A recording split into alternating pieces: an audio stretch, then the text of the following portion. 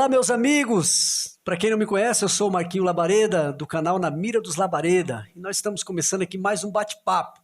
E no bate-papo de hoje, eu tenho aqui a presença do meu amigo, irmão em Cristo, pastor Raimundo Paixão, que é professor de matemática, coach, faz Libras também. Libras, para quem não sabe, é aquele... É a língua brasileira de sinais. Língua brasileira de sinais. Então, eu tenho a alegria de recebê-lo aqui hoje no nosso podcast dos Irmãos Labareda, e nós vamos bater um papo descontraído aqui, né, com o pastor Raimundo, trocar aqui umas ideias, né, ele contar um pouco da experiência dele. Estamos atravessando aí já, graças a Deus, né, terminando 2 anos difíceis de crise, e no meio dessa crise aí, a gente aprendeu muita coisa. Então, nós vamos compartilhar um pouco disso hoje. E eu quero já abrir o espaço aqui para o nosso irmão Raimundo Paixão, ele dá um oi para todo mundo aí, e enfim, vamos começar o nosso bate-papo aí. É isso aí, pastor. É uma honra muito grande, um prazer enorme estar aqui. Pastor Marco, conheço já de muito tempo. Eu conheço quando era menino no Evangelho. Já estava aí. Tive a honra de conhecer o seu pai, e hoje eu ter amizade com o senhor, para mim é uma honra muito grande. Participar aqui desse projeto do senhor aqui, poder falar abertamente aqui é muito bom, e me sinto grato, me sinto honrado por esse momento. É isso aí. E eu estava falando aqui com o Raimundo Paixão que a nossa proposta aqui não é uma entrevista com perguntas formuladas, querer pegar o irmão e colocar no estreito com perguntas que talvez nem nós que fazemos a pergunta teremos resposta para ela, mas é um bate-papo descontraído. A proposta é essa, é um bate-papo descontraído, a gente conversar, trocar informações, falar um pouco do nosso cotidiano, do que tem acontecido, e assunto eu acredito que tem bastante, né? Quais têm sido as novidades, trabalho, como é que está o lado profissional, Raimundo? Vamos começar falando um pouquinho de você, né? De você, do que você tem feito profissionalmente, a vida espiritual, como é que está todas as áreas aí da vida, como é que tem sido aí ultimamente? Só tenho que agradecer a Deus, porque dentro desses 2 anos difíceis, como o senhor disse aí, para mim foi um ano de superação. 2021 foi um ano de aprendizado muito grande. Foi um ano que, 2020, quando entrou a pandemia, nós tivemos momentos perturbador. Momentos que todo mundo parado, perdido, sem saber o que fazia. E acabou 2020, chegou 2021 com a expectativa de que passava logo, né? Baseado como diz a Cora Coralina, né? Tudo passa, logo passa, sempre passa. E sempre passa, mas não passa logo, né? Sim. E demorou bastante. Mas graças a Deus foi um ano de aprendizado e estamos aí alavancando. Eu costumo dizer assim, pastor, hoje profissionalmente eu estou atuando aí como coach, aí estou me colocando no mercado de palestra ainda. Estou atendendo como coach, mas é tudo início. Enquanto isso, a gente vai preparando, vai trabalhando, e com certeza o projeto é muito grande, a meta é muito grande, e quando eu digo, a gente transforma sonho em meta. Então, eu tinha um sonho de trabalhar com desenvolvimento pessoal, e agora eu estou aí trabalhando nessa área, e começando, e se Deus quiser vai para frente. Com certeza vai caminhar. Deixa eu te perguntar, Raimundo, no meio da pandemia aí, você chegou a pegar a Covid? Não, eu tive suspeita, a minha filha pegou, meu filho, meus netos, meu neto mais novo pegou, mas meu irmão pegou, muita gente próximo de mim pegou, mas eu, graças a Deus, não cheguei a pegar não. Agora já no finalzinho do ano, eu tive aí um surto muito grande aí de uma gripe aí, pareceu que era. Essa gripe aí, né, forte. Pareceu que era, mas não peguei não, deu negativo os exames do Covid, graças a Deus, o Senhor me livrou disso. Trampo continua normal, não parou não? Não, continuo trabalhando. Durante 2021 trabalhei na construção civil de segunda a sexta, período direto, e fazendo e estudando, e não parei não. É que na verdade a construção civil não parou, né? Não, a construção civil só parou no começo mesmo. No comecinho, quando teve o lockdown lá, quando fechou tudo, porque aí os depósitos fecharam, né? Então o transporte ficou reduzido. Então aí praticamente parou uns dias. Essa parada aí, você achou que essa parada aí, ela serviu para quê? Teve resultado? Porque assim, nos Estados Unidos, lá num local dos Estados Unidos lá, acredito. Em Nova York. Né? Nova York, o governo chegou a entender que o lockdown, a paralisação fica em casa, acabou não resolvendo muito, porque teve gente dentro de casa que pegou a Covid, né, meu? Então, pastor, ó, qual que é o... Vou te chamar de Marquinho aqui para ficar mais... Fica tranquilo, Marquinho, pastor Marquinho, fica aqui, tranquilo. Para ficar mais... Ó, a proposta do lockdown, a proposta daquele fechamento, ela foi muito mal administrada. Mas a ideia daquela proposta, ela funcionaria sim. Uma ideia boa. Ideia é boa. A ideia é boa. Como que a ideia é boa? Eu vou tentar explicar em pouco tempo como que era essa ideia. Nós sabemos que o vírus do Covid dura 15 dias a mutação dele, a transmissão dele. Certo. A vida útil dele é 15 dias. Passou dos 15 dias, o vírus morreu. Entendi. O vírus morreu. Então, a pessoa que tem problema pulmonar, a pessoa vai sofrer com problema pulmonar, vai tentar restaurar o pulmão que foi destruído pelo vírus. Mas o vírus já foi combatido. Morreu. Ele já não transmite mais. após 15 dias, o senhor já pode ter contato com uma pessoa que teve a Covid que não pegar mais. Não transmite mais. Mas a sequela você tem. Você tem a sequela. Você vai continuar no tratamento, tá? Então, aí entra o propósito do fechamento. Quando nós começamos aqui em março, 16 de março, que foi o primeiro fechamento, qual era a ideia?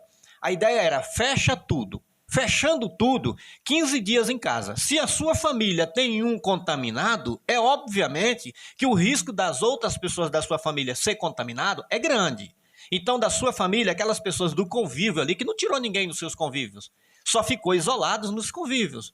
Então, aquela família lá, uma família que tem 15 pessoas, essa foi a grande questão. Ah, tem 15 pessoas, como é que fica lá? Então, 15 pessoas que vai ficar lá dentro. Provavelmente vai ter 15 contaminados. Sim. Provavelmente. Raimundo, vamos ver se você concorda comigo. Nós, um amigo meu chegou a falar isso. Nós que moramos, às vezes, na maior parte das vezes, né, numa casa pequena, não tem como você pegar 15 pessoas dentro de uma casa e colocar... Não tem como isolar uma pessoa. Então, o banheiro é um só para todos. Então, por esta razão, é que eu digo que a probabilidade de ter 15 contaminados seria grande. Certo. Então, teria 15 contaminados, mas era o seguinte, era 15 contaminados aqui.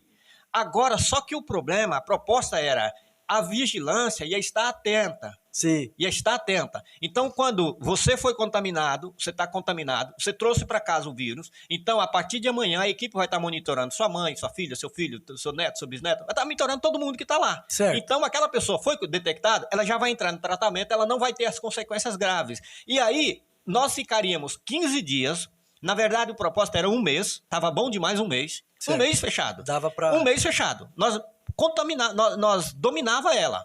Aí o que aconteceria? Aquelas pessoas que estão trancadas com 15 dias, o vírus morreu. Sim. Então, 15 dias elas recuperam, 15 dias aquelas pessoas que estão lá fora com o vírus, as que estão lá fora que não tem o vírus parou de circular lá na rua, então quem está em casa vai sair já sem o vírus transmissor, sem a força transmissora, então, obviamente, a cidade e o povo ia ter muito menos gente contaminada. O problema é que houve um conflito de interesse na época, não vamos falar partidariamente aqui quem era, mas houve conflito de interesse em jogo político. Você acha que isso foi tipo uma briga política? Sem dúvida nenhuma, foi um jogo político. Porque eu também não discordo de você. Foi um jogo político, porque assim, para me defender, eu como administrador da empresa, eu quero que a empresa circule, funcione, vende, porque eu vou ter lá caminhão alugado que vai vender, eu vou ter lá funcionário que vai, matéria-prima que vai estragar, eu tenho que botar para funcionar. Mas o senhor, como chefe da expedição, o senhor não vai permitir que nenhum dos caminhões saia. Então vai ficar uma briga comigo, com o senhor, com o chefe da expedição, com o diretor da empresa. Certo. Então foi o caso lá, a briga, o jogo político. Ah, fecha tudo, não, vai pra rua. Fecha tudo, não fecha nada. Fecha tudo, não fecha nada. Esse estado X fechou, o estado Y não, o estado Z mais ou menos. Então ficou aquela polêmica e o vírus continuou circulando. Então ele não parou dentro de casa, não parou em lugar nenhum. O vírus ficou livre, circulando. E aí ficou pessoas contaminando e pessoas morrendo. Aí teve aquele negócio do hospital lotado, os hospitais tomou porque o pessoal desobedecia e ia para a rua, muita gente não usava máscara, muita gente não usava o álcool em gel, muita gente não se protegeu. Então a pergunta do senhor é, a proposta do lockdown funcionava se fechasse 30 dias com o propósito, trancado, isolado, dentro de casa, todo mundo, ninguém vai para a rua, só o óbvio, só o necessário, só o essencial, tudo beleza.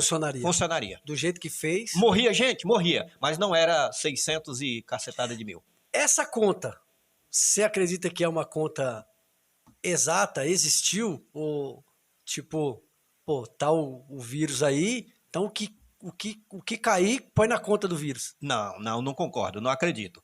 Eu acredito que o vírus influenciou, morreu muita gente mesmo. Eu Morreu acredito muita que morreu muito mais que isso. Sim. Porque tem subnotificação aí que não chegou até agora. Tá? Pra também não causar um pânico generalizado. Porque se você pega assim, o pastor, você pega o seguinte, muita gente diz, a influenza matou tanto. A dengue, eu peguei a dengue. Eu fiquei 9 dias hospitalizado por causa da dengue. Então eu quase morri por causa da dengue. Aí o pessoal fala assim, mas a dengue matou tantas pessoas. Tá, quanto foi mesmo que matou a dengue? A dengue matou 90 e poucos mil. Uhum. Tá? Diferente de... Não foi 600 e poucos mil, foi mais de meio milhão. Mais de meio milhão. Mas o ano de 2019, faz um levantamento de quantos óbitos teve no mês de 2019 e faz quantos óbitos teve. Tá abrindo a cova e enterrando gente viva. Então vai perguntar para as famílias que morreu. Tem muita gente. A subnotificação, muita gente fala, lá na Amazônia, por exemplo. O povo da Amazônia, a população da Amazônia caiu. Eu presenciei, Raimundo, enterro coletivo, sendo levado pro cemitério, não numa funeral, apenas um corpo, conduzido ali, um funeral. Não, mas levado naquele caminhão. Um monte de gente. Caminhão de cata-cadáver, levar ali 2, 3 corpos no mesmo tempo para ser enterrado. Um enterrando, isso eu presenciei. Um enterrando e o outro corpo aqui dentro do carro. Esperando aquele povo sair dali para poder chegar a outra multidão e já uma outra multidão próxima ali, aguardando. Multidão que o senhor fala que era 4 pessoas, né? Que era limitada a 10 pessoas. Era 10 pessoas no máximo. Não foi uma coisa de... Então, presenciei isso daí. Então, quer dizer que essas mortes, elas existiram mesmo. Enfim, só que assim, eu acredito, não sei qual é a sua visão em relação a isso, o maior problema é querer encontrar culpado para isso. E isentando, eu isentar minha culpa colocando ela em você. Isso é uma base do ser humano, pastor. Nós trabalhamos na PNL, o coach, que eu atendo coach com PNL, Programação Neurolinguística, e isso é uma das funções do ser humano, é uma do que domina o ser humano. Então, assim, eu aprendi através da PNL que eu sou responsável pelos meus resultados. Sim. Eu sou o único responsável por tudo que acontece comigo. E assim, só te cortando aqui, mas já pegando um gancho no que você está falando, essa questão da PNL, essa questão do coach, do psicólogo, eu acredito que vai ser uma busca muito intensa, muito grande daqui para frente. Sim. Por quê? Porque tem pessoas que não vai conseguir superar o que passou durante esse ano. Então, tem pessoas que não têm força de sair de dentro de casa. Sim. Visto que esse período de isolamento já meio que acabou. Na hora de nós retomar as atividades. Mas tem gente que vai precisar de acionar esse, né? É aí que entra, isso era uma pergunta que eu até ia te fazer. Essa reprogramação. Então, o coach, ele pode ajudar muito quem está preso. Tem gente que está sem força para trabalhar, pô. Claro que pode. Empresário que quebrou, como é que ele entra no mercado de trabalho de novo? Eu atendi uma cliente, pastor, que é muito engraçado que ela estava desesperada, ela estava perdida, ela não tinha como morar, ela morava praticamente, estava sendo despejada, desesperada, não tinha de onde tirar renda nenhuma, absolutamente renda nenhuma. E eu atendi essa cliente através de... Porque o coach, na verdade, ele não ajuda ninguém, ele só te orienta. Ele é um botão de start que existe dentro de nós. Na verdade, o pastor, muita gente... Essa é a grande questão. É que muita gente me pergunta, o que é coach? Não sabe, Quando o cara falou, o que é coach? Coach é um treinador. Eu brinco com as pessoas o seguinte, você já assistiu um futebol, futebol dominado pela FIFA, futebol estilo FIFA, sabe? Então, quando você assistiu, por exemplo, agora teve a Libertadores e o jogo do Palmeiras lá, não sou palmeirense não, mas vou fazer um mexão do Palmeiras, né? Teve lá o jogo do Palmeiras. Então tá lá, quando aparece lá, não sei nem quem é o treinador do Palmeiras, me ajuda aí, quem é? Não sei. Também então não... aparece lá, vamos imaginar que seja o Luiz Felipe Scolari. Eu só sei que ele não tem mundial, vai ter Palmeiras não tem mundial, tá? Esse ano? Então aparece lá, o Luiz Felipe Scolari, por exemplo, mas aparece lá, lateral, o nome dos jogadores, aparece tudo. Na hora que vai passar o nome do técnico do Palmeiras, aparece coach. Ah, é? Aparece a palavra coach.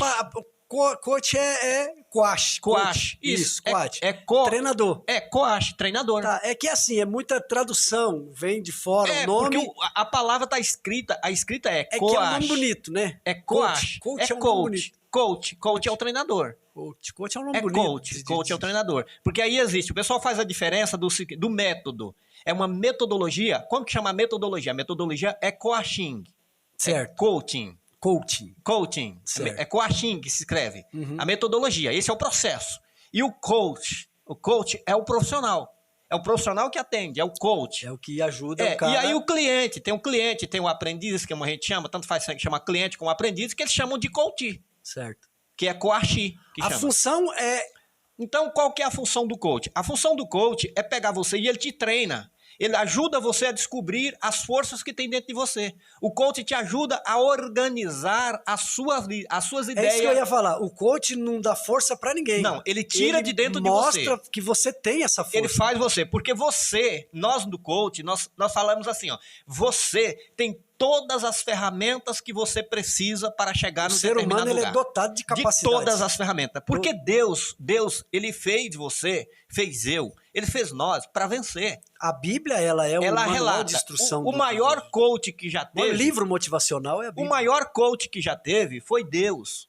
O maior coach. O primeiro coach que teve na Bíblia foi Abraão. Por quê? Deus chamou Abraão, todo mundo sabe, eu costumo dizer isso. Abraão, na verdade, o Abrão estava lá na terra, em Ur dos Caldeus, fazendo santo. Ele tinha uma fábrica de imagem. E Deus chegou para Abraão e falou, esse negócio não é bom para você não, eu quero que você cresça. Abraão olhou para aquilo e Deus falou para ele, ó, você vai sair daqui do meio da sua terra, da sua parentela, você vai para um lugar que eu vou te mostrar. Abraão parou e falou, parece coisa de louco, não é? Sair de um lugar, sair do meio da família e ir para um lugar que eu não conheço. Só porque eu ouvi uma voz? Porque eu ouvi uma voz, aí entra uma voz do além. Aí entra a pergunta, o que eu ganho com isso? Porque coach é a pergunta, o que eu ganho com isso? Aí Deus falou, ó, lá nesse lugar você vai ser, olha para o céu. Ele olhou para o céu e disse, quanto você está vendo de estrela vai ser filho que você tem. Uau, eu não tenho nenhum. Meu sonho é ser pai. Olha para a areia do mar, vai ser filho igual a areia do mar. Só para me entender aqui, o coach, o coach, ele arranca de você, ele arranca não, ele desperta em você um desejo que você tem dentro de você guardado. Sim. Mas ele faz você ver. Você vê. Então, aí eu vou fazer uma ponte agora do que Abraão, eu vou fazer uma ponte para outra pessoa entender mais prático agora. O coach, agora, espiritualmente falando, ele não ajuda o cara a desenvolver o exercício da fé? Claro, me permita, eu vou chegar nisso aqui agora. Assim como Deus pegou Abraão e fez com ele, Deus pegou Abraão e falou, você vai para um lugar, certo. Eu vou mostrar quando você chegar lá. Quando você chegar lá, você vai ser filho, vai ter filho como a areia da praia. É o que ele queria. Ele tinha o sonho de ser pai. A mulher estéril. Como estrela do céu. A mulher estéril, ele velho. Certo. Então Deus falou para ele, e tem mais, lá você vai ser muito rico. Mais rico do que aqui. Entendi. Porque todas as pessoas vão ser abençoadas por você. A proposta era melhor. Toda a proposta é melhor. Abraão falou, estou dentro dessa. Certo. Então, aí eu faço um transporte agora para o livro do autor aos Hebreus. A fé é o fundamento das coisas que eu espero e a prova das que eu ainda não vejo. Certo. Então eu não vi. Então, aquilo que na igreja nós chamamos de fé, no coach nós chamamos de ensaio mental. Entendi. Eu crio aquilo na sua mente. É como um arquiteto. Não diz que Jesus é o nosso arquiteto? Ele criou a coisa dentro de nós. Então eu preciso ver aquele projeto. Então eu crio dentro da pessoa. O autor aos Hebreus diz que a fé é aquilo. Então tá. Qual é o seu sonho, pastor Marco? Meu sonho é montar um estúdio aqui, um estúdio para atender gravações dos maiores cantores aqui. Tá, esse sonho, o senhor quer para quando? Ah, esse sonho aqui eu não sei ainda para quando. Que dia que o senhor quer fazer isso? Então eu vou trazendo, você fala, puxa vida, o que o senhor precisa para fazer isso? Você vai ver que o que você precisa é um celular, uma câmera e 2 microfones. Então o senhor vai ver que é coisa... Isso aqui não é difícil. Então o coach, ele ajuda a mostrar para você que o caminho não é tão longe quanto parece. Às vezes eu tenho o que eu preciso, mas eu não descobri. E você não sabe como é que funciona isso. Então o coach, ele te treina nas ideias, ele programa na sua mente e ele gera. Porque o nosso cérebro, nós temos 2 partes do nosso cérebro. Nós temos a parte direita, a parte esquerda, parte consciente e o subconsciente. Então, o lado bom e o lado ruim? Porque chama de anjinho bom e o anjinho mal, né? Os estudiosos, eles chamam de self-talk, né? Certo. Que é aquela discussão que fica. Falando, não vai... Que na verdade não é. Falando. É a consciência com a razão. Certo. É a consciência com a razão. Eu vou comprar um carro. A minha consciência ela vai dizer, você pode pagar? Você pode ficar pagar? aquela... A minha gera razão, dúvida. e vai ficar aquela dúvida. A razão gera dúvida, não? Como que é? Não, a razão, ela vai te motivar, vai te mostrar se você pode pagar ou não. Sim. E a sua consciência, você fala, puxa vida, motivação, ela vai me gerar motivacional. O coach ensina você a agir com a razão ou... O coach ajuda você a separar isso, você fazer pergunta para você mesmo. Certo. Porque você é capaz de resolver as suas perguntas. Entendi. Porque cada um de nós temos uma verdade absoluta. Entendi. Aquilo que é verdade para mim, ela não pode ser verdade para o senhor. Ela pode não ser verdade para o senhor. Então é assim, como a pessoa fala assim, você mora onde? Eu moro em Guarulhos. Eu falo, eu moro em Guarulhos. O cara fala, puxa vida, Guarulhos é longe. Guarulhos é longe em relação ao quê? Depende. Em relação ao quê? Então, se ele levar Guarulhos é longe daqui, para ele é longe. Mas se eu levar Guarulhos em relação à casa do meu irmão, é pertinho. Entendeu? Então é relação, cada Depende. um tem uma verdade. Então quer dizer que o coach, ele vê por um ângulo diferente do que eu tô vendo. Exatamente. O coach, ele faz você ver aquilo que para você não existia. Certo. Aquilo que para você parecia... Você sabe que existe, mas é para outro. E aí entra uma outra questão muito fundamental aí, que é a programação neurolinguística, que a gente fala muito nisso. Que aquilo que você tem programado, ela te motiva. Certo. Você se move. A única coisa que a gente vai trabalhar com um coach, por exemplo, eu pego um cliente para trabalhar, eu preciso saber o seguinte, onde você está? Primeira pergunta é, onde você está? E depois o que é que você quer? Eu preciso saber dessas duas coisas. Você acha que tem gente que nasceu, que veio para o mundo e até hoje alcançou a maioridade já? Segundo pesquisa, diz que o cara ele tem, para ele estabilizar a vida, dos 29 aos 39. É o período que ele tem de... Você acha que tem pessoa que veio e até agora ele não descobriu para que veio? Tem. Qual o propósito que ele veio? Eu conheço um cara, eu conheço uma pessoa que esta pessoa está com 55 anos. 55 anos. E essa pessoa, ela sempre ganhou muito dinheiro. Certo. Sempre ganhou muito dinheiro. Uma pessoa extremamente inteligente. Mas ela vivia sempre o propósito dos outros. Certo. Ela sempre viveu. Então, assim, eu fiz um curso aí que é especialista em objetivo e descobrir propósito de vida. Então, eu conversando com a pessoa, eu descubro qual que é o propósito de vida dele. Então, certo. Quando eu descubro qual é o seu propósito de vida, eu consigo ajudar você a formular o caminho. O coach é a pessoa que ele traça o caminho para a pessoa. Então, você sabe o que você quer, aonde você está e o que você quer. A partir do momento que você sabe onde você está e o que você quer, aí, a partir deste momento, eu programo o caminho para te levar. Então, assim, o que a gente fala sobre o fundamental de tudo isso? Muita gente fala, mas isso aí é para impor a religião. Não. Primeira coisa, eu preciso crer em alguma coisa. Não, o coach ajuda a religião. Sim. Jesus fez coach. O próprio Paulo foi um dos maiores coaches, trabalhou muito com coach. É que não tinha esse nome, mas a metodologia já existia. Sim. Como eu disse de Abraão, eu falo a mesma coisa de Jesus. Quando Deus falou com Josué lá, ele não falou, vai na minha força, ele falou, vai nessa tua força. Na tua força. O Gideão. Se sentindo mais fraco, ele falou, vai nessa... Apareceu um coach para falar com o Gideão. O anjo do Senhor. O Senhor lá. é contigo. Sim. Ele disse, como pode o Senhor ser comigo se eu sou pequeno, a minha família é pequena e a mais pobre? Ele disse, não, o Senhor é contigo. Sim. O Senhor é contigo, você tem força para isso. Ele disse, não tem, vai, a sua família tem força. Vai nessa tua força. Você tem força para isso. Nessa força que você acha que é pequena, é com ela que você vai Aí ele vencer. foi mostrando. Então, sim. Jesus fez coach. Quer um exemplo muito claro isso, para mudar de assunto aqui, para a gente não parar muito aqui? Jesus chegou o seguinte, uma vez os fariseus pressionaram Jesus e chegou para ele e falou para ele, mestre, na lei falou sobre isso do adultério. O senhor fala o quê? Ele disse, o que é que está escrito na lei? Isso é coach. Sim. Porque eu não respondo a sua pergunta. O coach ele faz ele responder a pergunta. Eu faço você, eu te devolvo a pergunta. Entendi, Eu faço você achar a pergunta. Sim. Porque você tem a resposta. Sim, sim. Então, e perguntaram para Jesus, o que está escrito na lei? O que o senhor fala? Jesus falou, o que está escrito na lei? Obviamente não está escrito, mas eles devem ter respondido. E aí ele devolveu outra pergunta matadora, que é a pergunta matadora que a gente chama. Que é a pergunta que você faz o cara desmontar. Jesus falou, e como é que vocês interpretam? Sim. Porque está lá escrito... Como está escrito, vocês sabem. Como é que vocês interpretam? E como você interpreta? Escrito? Entendi. Porque aquele negócio, o pastor, o acontecimento, ele gera... Vou dar um exemplo aqui bem claro. Aqui tem um copo de água. Sim. Eu tenho uma criança aqui, eu pego essa criança e falo para ela, olha, não mexe com esse copo de água. Ela começa mexendo. Aí eu falo, não mexe, eu começo gritando para ela, não mexe. Aí ela pega o copo de água e derrama, eu vou lá e dou uma pancada nela. E aí eu começo a falar que ela é teimosa, xingar essa criança. Ela ouviu eu xingando ela?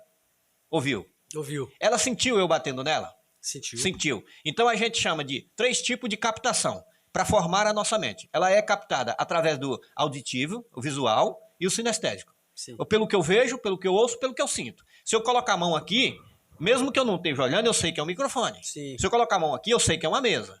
Sim. Então, aquilo que eu vejo, que eu sinto, ele vai gerar uma energia dentro de mim. Então, quando ele gera uma energia dentro de mim, aquilo me corresponde com qualquer situação que eu quero resolver. Então, o coach, na verdade, ele faz você identificar essa sensação, o seu cérebro trabalha e manda informação para isso, porque você já sabe o que é isso. Você já sabe, quando eles perguntaram para Jesus, eles já sabiam a resposta. Por isso que eles perguntaram, Moisés falou isso na lei, o senhor falou o quê? Queria pegar ele em contradição. Queria pegar ele em contradição, porque Jesus operava no sábado, na lei estava no sábado, Jesus faria tantas coisas que ele dizia que não. Tudo na contramão daquilo que eles achavam que é o papel que hoje, por exemplo, tem um grande coach aí que eu sigo ele, Pablo Marçal, ele fala, a chamada dele é na contramão do mundo. Como é o nome dele lá? O Cortella. Marcelo Cortella, ele é motivacional. Ele é um motivacional, ele que trouxe aquela frase de que vaca não dá leite. Sim, claro, né? Claro. Aquilo ali na mente da criança. Ela gera o leite, mas o leite... Você tem que ir lá tirar. Você tem que levantar e ir lá tirar. Outra coisa que eu fiz uma observação também muito importante, falando um pouco aqui de motivação, o Josué, ele tem uma palavra contrária daquilo que ele queria ouvir. Quando vão lá na terra, alguém volta com informação dizendo assim, a terra é boa, tudo, eu vi que legal, pô, maravilha, só que lá tem gigante. Então, vira um obstáculo, né? Porque a terra foi dada, mas cada palmo da terra eles tiveram que tomar. Ou seja, eu acredito assim que as oportunidades estão aí, mas quem tem que agarrar elas somos nós, né? Então, eu vou traduzir isso aqui de uma forma bem diferente. Entenda o seguinte, eu e o senhor, eu sou muito emotivo. Certo. Se eu ver o senhor cortar cebola, eu choro. Eu vendo o senhor cortar cebola, eu choro. Então, se eu chegar, por exemplo, eu e o senhor, em um velório, lá tem um cadáver lá, e uma família pobre, eu começo a escutar as histórias lá, daí a pouco eu começo a chorar junto. Mas o senhor lembrou que todo mundo está chorando e está esfregando a camisa. Porque não tem lenço. Sim. Mas o senhor tem lá no carro um pacote de lenço. E o senhor chega com aquele pacote de lenço e começa a vender lenço de R$5. Vender lenço. Tá? Então, no velório tem 2 funções. Ou eu escolho chorar, ou eu escolho vender lenço. Uma vez eu fui no... Baseado nisso que você está falando. Eu fui no estádio. Nós fomos marretar, vender. Eu já fui marreteiro também. E nós estávamos vendendo ali camisa de futebol. E eu percebi uns camaradas ali que estavam com as caixas de bebida, e começou a chover. E do nada, Raimundo, do nada, os caras baixou a caixa e eles tiraram de dentro da bolsa a capa de chuva e começaram a gritar, olha a capa, olha a capa, olha a capa. Começou a garoa, os caras começaram a vender capa. Porque a vida, pastor, é assim, a vida ela é cheia de oportunidade. Tem oportunidade que elas aparecem. Sim. Agora tem oportunidade que você precisa criar. Você criar oportunidade. No meio de tanta tristeza, tantos óbitos que teve durante a pandemia, as funerárias, elas... Uma oportunidade. Vou dar um exemplo, como nós dominamos mais a Bíblia, nossa vida é mais pautada na Bíblia, eu vou dar um exemplo da Bíblia aqui, da oportunidade que cria. O senhor lembra de Jacó abrir os poços, na abertura de poços? Sim. Ele abriu o poço. Ele tinha oportunidade? Tinha água ali, naquela região? Não. Era um lugar que tinha água? Dizem que não era. Não tinha água. Não tinha água. Então Jacó foi lá e, debaixo da voz de Deus, e abriu o poço. Deu água, não deu? Deu. Vieram tomar o poço dele. Sim. Ele fez o quê? Foi abrir outro poço. Abriu outro poço. Não contendia. Tinha água. Segundo...